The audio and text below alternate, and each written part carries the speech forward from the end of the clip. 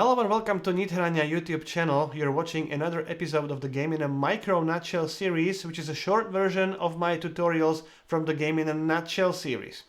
My name is Branislav Berec, and today we're going to learn how to play 18Chesapeake, and you can use this short version to learn the game if you're going to play with someone who already knows how to play the game and how to run the game.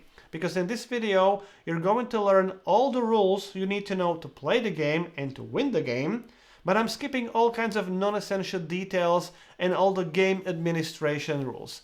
So without further ado, let's get started. 18xx series is a genre of board games that features creation and operation of the railroad companies in the 19th century. That's why the name 18 something something. Players in the game are investors funding these companies. They buy and sell these shares. They essentially build their portfolio, and then they receive dividends from companies operating on the map, and they hope that the stock price of those companies will rise. The object of the game is to be the richest player at the end of the game. Your wealth is the sum of your cash and the value of your shares. In 18Chesapeake, and also in many other 18xx games, there are so-called major companies. These are public companies, and since they are public, you can own a share of that company, and each certificate is one share, and one share is 10% of the company in this game. Whoever has the most shares of the company is the president of the company. President always has this president's certificate, which is worth 2 shares, that's why there are 2 symbols of the company, and the president of the company always runs the company in the operational rounds. In addition to these public major companies, there are also private company certificates. These are small companies fully owned by the player, that's why they're private companies, and each certificate represents the entire company, so you own 100% of that company. The game starts with the auction of these private companies, and then there will be a series of stock rounds and operational rounds. During each stock round, players can only buy or sell these company shares. Then, during the operational rounds, companies will operate, but only those that have started by now, and they will be operated by their president, and these operating companies may lay the track, they may build the stations, they will run their trains along their routes and generate revenue, and then they will either pay that revenue to the shareholders or keep the revenue in the company. As the last step of their operational round, companies will have a chance to buy more trains. The game will end when the initial bank will run out or when any player goes bankrupt.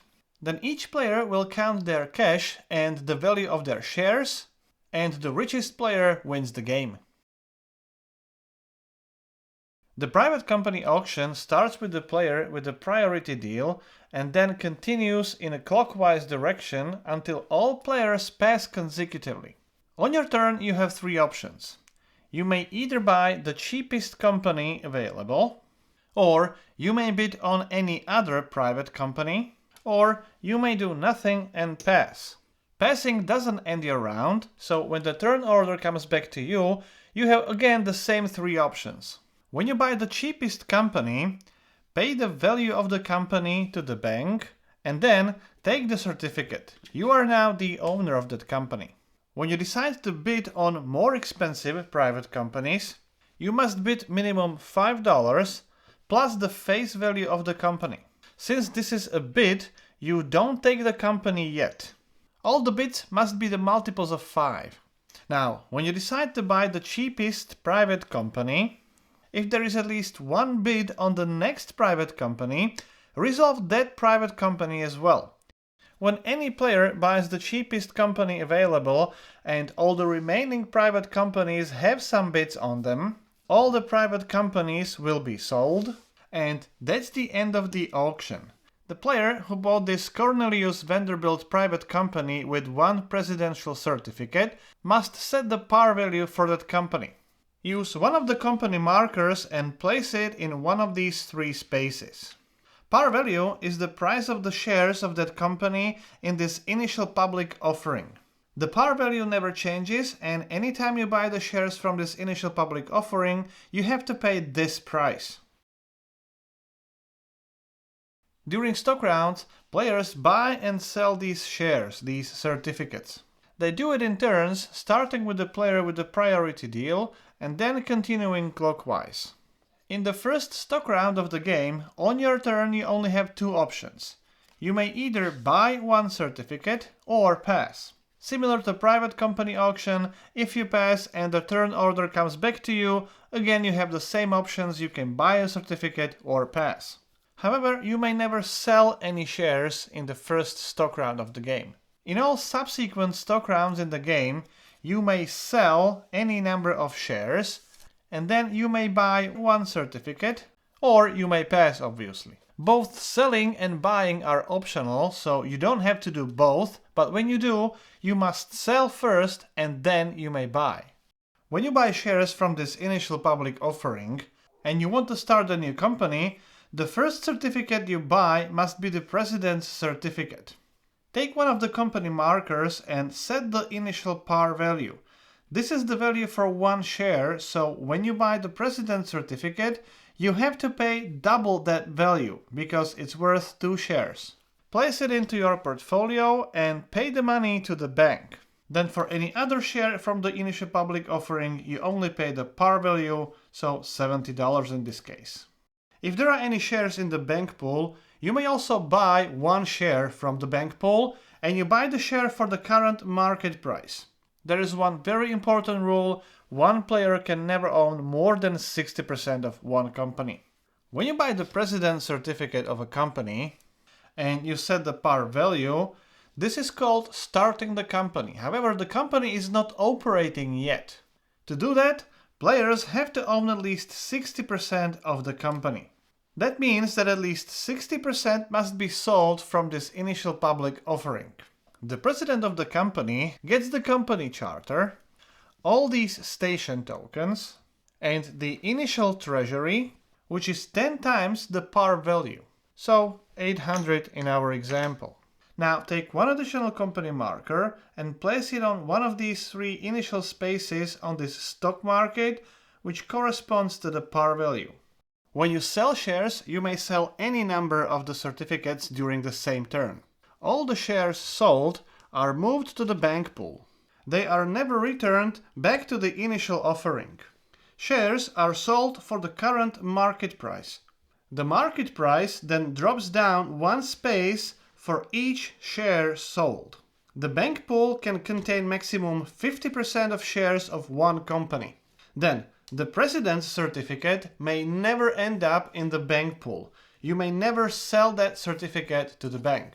Then, when you sell shares of a company, you may not buy the shares of the same company again in the same stock round. You may do it in the next stock round.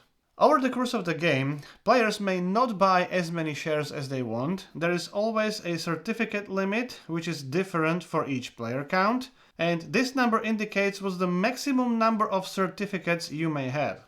There are 3 types of certificates in the game. First, these 1-share certificates, then 2 shares president certificates, and also these private companies count as 1 certificate each. In other words, each piece of paper is 1 certificate. If the market price of the company moves into this yellow zone, the shares of those companies don't count to the certificate limit. The stock round ends when all players pass consecutively. In each and every operating round, every private company in the game and each floated public company will operate once. Private companies pay revenue to their owners. After that, all public companies will operate one by one, and their operating order is determined by their market price. The company with the highest market price goes first, the company with the lowest market price goes last. During its operating round, the company may perform the following actions in this exact order. First, you may lay or upgrade the track. Then you may place 1 station marker. Then the company must run all the trains it has. Running the trains will generate revenue for the company, and then the president decides whether the money will be distributed among the shareholders or it will be withheld in the company. Then the company may buy one or more trains, and with that the operating round of the company is over. However, only during these green phases, anytime during the company's operating turn, the public company can buy the private company from its president. After the company completes its operating round, flip the marker to indicate that this company has already operated. Then it's the next company's turn. Once all public companies have operated, flip the markers back to their face side and move to the next operating round, or potentially to the next stock round. Now we will cover each step of the operating round in more detail. In the first step, you may lay or upgrade the track. That means you may either lay one yellow tile, or in later phases you may upgrade one of the existing tiles. When the company operates for the first time in the game, take this home station marker and place it on the designated space on the game board. Then you may lay the track. When you lay a new tile, it must be yellow tile, and you must extend the route coming from one of your stations. If your home tile is empty, you must first lay a yellow city tile on that space. When laying or upgrading the track, you may not pass through the city which is fully occupied by stations of other companies. You may never lay a tile which makes the track run off the hex grid into these gray areas, or even into the red area without an arrow. And finally, if you lay a tile on a hex with this pre-printed costs for the mountains or for the river here, the operating company must pay that cost from its treasury. When the game enters its green or brown or gray phase, you may upgrade existing tiles. To upgrade, remove the old tile and replace it with the new tile of the upgraded color. When upgrading, you always upgrade yellow tiles to green tiles. Green can be only upgraded to brown, and brown can be upgraded to gray. When you upgrade the tile, you must preserve all the existing tracks. So essentially, you're just building additional tracks on the tile. When you upgrade the track, some part of the new track must be the extension of the company route. Therefore, upgrading the tile like this would not be allowed, because the company may not use any part of the new track. You can also upgrade the city if you can use the track on the new tile. In the second step, after building the track, optionally you may build one station. You may only place a station in the city which is on your route, and you can have maximum one station in each city. When you build stations, you have to pay for building these stations. The first token, first station, is free. It's a mandatory action. And when you build the next station, you have to build the cheapest one, and the costs are indicated below the space from which you take that station. In the next step, the company has to run its trains. There are 6 types of trains in the game. 5 of them have a number in the top left hand corner, and the 6th one has the letter D, which is a diesel train. And these numbers indicate how many revenue locations that train can visit. Revenue locations are these cities, those are tiles with a large white circle, towns represented by this small black line, and these red off-board areas. So the train with number 2 can only visit 2 revenue locations, train with number 3 can visit 3 locations, and so on, and the diesel train can visit unlimited number of locations. Trains can only run along the company routes. Route is a continuous track which includes at least one of the company's station markers. Although the route must include the company station marker, it doesn't have to start or end in that city. Company route may not pass through the blocked city, that's a city which is fully occupied by station markers of other companies, but the company route may start or end in such a city. When the route includes these off-board areas, the route must either start or stop there. One route may not visit the same city more than once. However, only on these double O tiles you may visit both cities. The route may not use the same segment of track more than once. So if the route would start in this city and move along the track to this one, you may not return back to this city because this segment of track would be used more than once. Furthermore, on the tiles like this, trains can never do the sharp turn and continue like this. They must always follow their original direction. You can only change the direction in the cities like this, so the route may go from here to this city and then follow this path. So when the company runs its trains, each train must be on a separate route. However, those routes may go through the same city as long as they come in and get out using different tracks. Each route generates revenue for the company, and that revenue is the sum of the values of the locations visited by the train. For example, a 3 train visiting this city, and this town would earn 10, 30, and 30, that's $70. After the company runs all its trains, sum up all the values of those routes, and those are earnings of the company in that operating round. These earnings are received from the bank. Now, the company has 2 options what to do with those earnings. The first option is to withhold all the earnings. That means all the money remains in the company. If you do that, the market price of the company moves 1 space left. The second option is to pay out the money to the shareholders. Each shareholder will receive 10% of those earnings for each share they own. In other words, this player has 4 shares, so he would receive 40% of the earnings. If the company has any shares in the bank pool, the dividends for those shares are paid out to the company. There is no payout for the shares in the initial public offering. If the company pays out the dividends, the market price moves 1 space to the right. In the next step of the operating round, the active company may buy 1 or more trains. You may buy these available trains from the bank, or you can buy the train from another company, but with the consent of the president of that company. Usually, both companies have the same president. Occasionally, there might be some trains in the bank pool as well.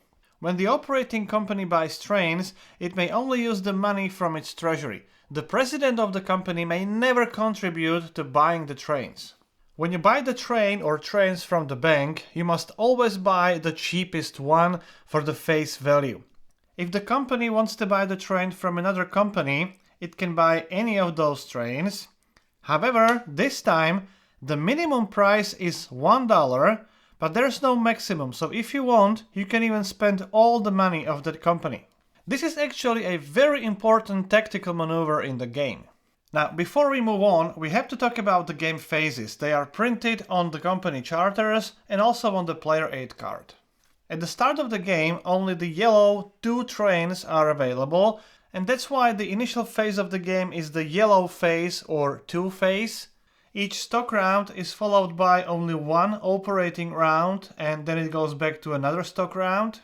And there's one more important element of the game, and it's called train limit, which is 4 trains in this initial phase.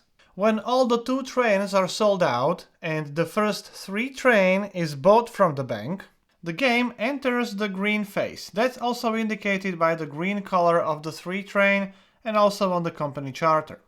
Each stock round is followed by 2 operating rounds, and green tiles become available as well. Then, when the first 4 train is bought from the bank, it triggers a very important event in the game. It's called rusting the trains. As indicated at the bottom of the card, the 2 train is rusted by the 4 train. You have this information on the company charter too. So, when the first 4 train is bought, all 2 trains are eliminated from the game from all the companies.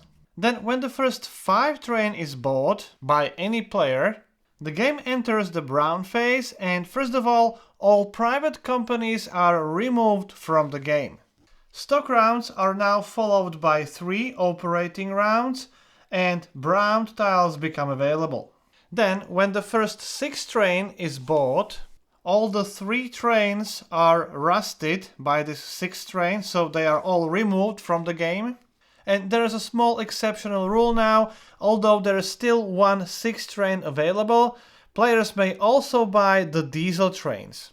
When the first diesel train is bought, it rusts all the 4 trains and removes them from the game, and the game enters the gray phase and gray tiles are available. When the company buys trains, it can buy as many trains as it can afford, however, only up to the current train limit. You may not buy more trains, even though buying that train would rust other trains and the company would remain in the train limit. However, there is one exception, again related to the diesel trains. The face value of diesel trains is $900, but you can get it for $700 if you trade one of your existing trains for that diesel train. Usually you want to trade in your 4 train and get the diesel for $700, and you can do this even when you are at the train limit. If the company has no trains in this step of the operating round, the company must buy the train. This is another critical rule of the game. If the company must buy the train but it doesn't have enough money, then this is the only situation in the game where the president of that company must contribute with their own money. If even the president doesn't have enough money, the president must start selling the shares one by one, but only until he has enough. If after selling all the sellable shares, the president would still not have enough money to finance the train, that player goes bankrupt, the game ends immediately, and you determine the winner using the rules that I will be describing in a minute. During these green phases, phase 3 and 4, anytime during the operating turn of the active company, the company may buy the private companies from the president of that company. It may buy these private companies for half the face value up to double the face value. So in this example, it can be from $10 up to $40. The game can end in 2 different ways. First, if the initial bank runs out of money, so the bank breaks, or if any player goes bankrupt. If the player goes bankrupt, the game ends immediately. If the bank breaks and it happens during the operating rounds, finish the set of operating rounds and then the game ends. Now, calculate the personal wealth of each player. First, look at the stock prices and the actual market prices for each company, and then multiply that value by the number of shares in your portfolio. Add your own personal cash, and the total number is your personal wealth. The player with the highest personal wealth is the winner. Remember, money in the corporations are worth nothing. So that's how you play 18Chesapeake. If you would have any questions or comments, I'll do my best to answer as many as I can. If you like the series, please subscribe. You can even support the channel on the Patreon page. You've been watching Game in a Nutshell. My name is Branislav Berec and hope to see you next time.